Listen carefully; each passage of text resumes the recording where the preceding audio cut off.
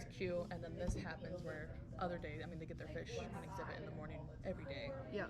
So sort of chum or something we send on one Yeah, day we too, could where just- they don't we even could- store those right at full So what out. if I mean, we thinking through those logistics, but or no, I know I've seen like as far as using the that tree 3 and 10, their flowers will fall kind of. And do like the first time it can be.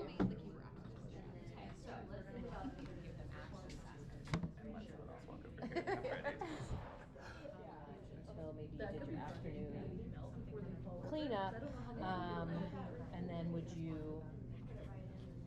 Yeah, and then So like when Oh. track 7 comes on, sorry. I do like that. yeah, So like come in and kind of like yeah, decorate no, the sure. trees. So With the, the safety aspect of whatever the string the is. string, But that's definitely possible. yeah, maybe use like a wire or something that you could like attach securely on either Well, I was end. even thinking like and we then you have to like pull.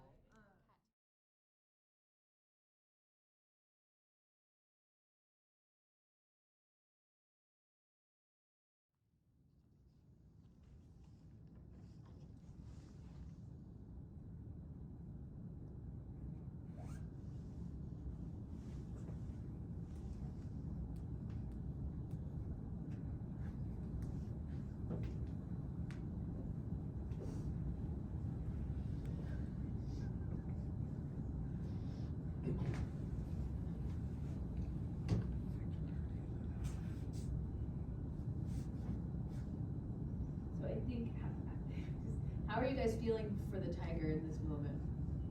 I think he's What's that? having a good time. I think he's having a good time. Great. Yeah, I do too. I think a lot of times we like start to feel bad for them when they're struggling a little and think about, oh, how can we intervene and make it easier? But I think that attitude, which is like he's working hard, but he's having a good time, or he's using skills. And now he's having a rest. And now he has to rest. Like obviously, he exerted energy.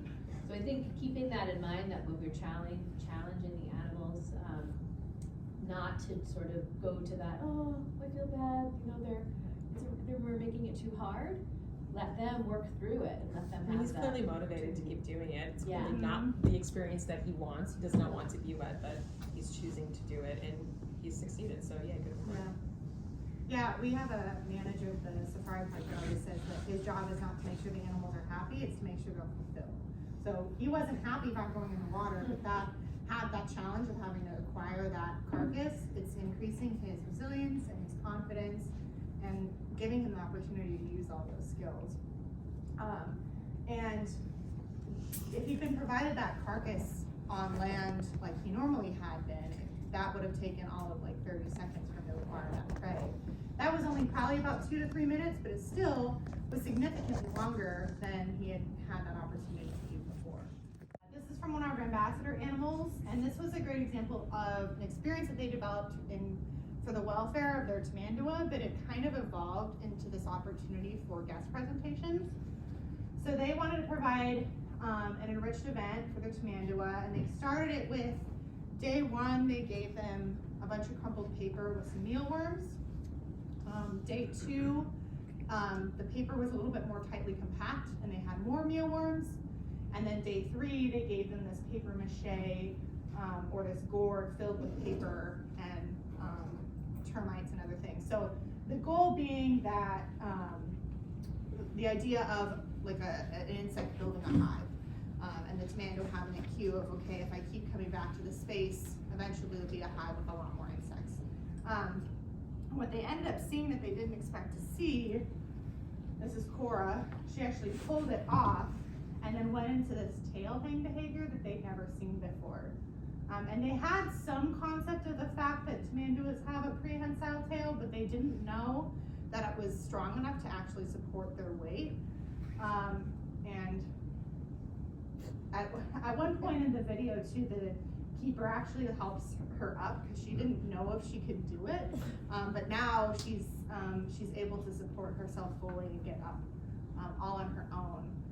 And so this spawned the idea to start training this behavior and doing this experience for guests to be able to see this really cool natural behavior from them.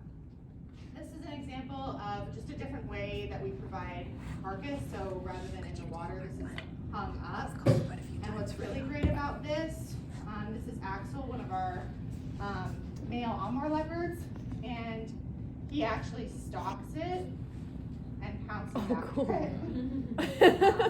And he's a little clumsy about it. That's so cute. He's a little clumsy about it, but it's because, again, he'd never had that opportunity before. So if we give him more of these opportunities down the line, he'll probably be a little bit more